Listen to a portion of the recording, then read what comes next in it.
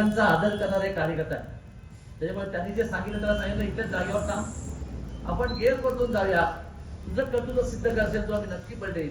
आणि खऱ्या अर्थाने आज ते दाखवलं. ऑफिस अतिशय सुंदर त्यांनी निर्माण केलंय. खऱ्या अर्थाने वेव ज्या आहेत त्या अतिशय सुंदर आहेत, पण त्यातून प्रगती नक्की होईल.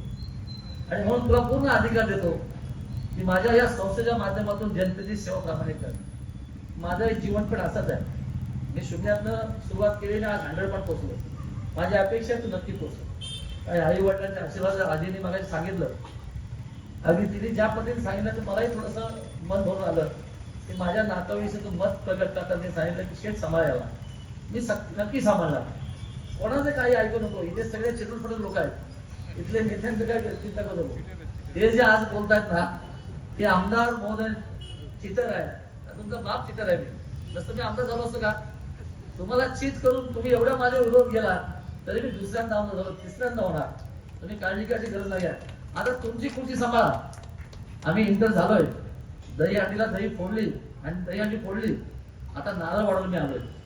अनेक उद्घाटन करा, तुम्ही काळजी करू का. आमच्या नेत्यांचं खरं तर ते क्षेत्र आहे. क्षेत्र म्हणल्यानंतर ते खातच त्यांचं आहे, शिंदे साहेबांचं.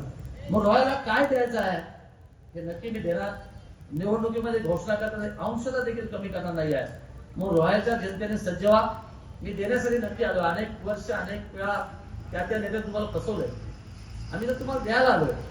ते देण्यासाठी तुम्ही नक्की हात पुढे करा.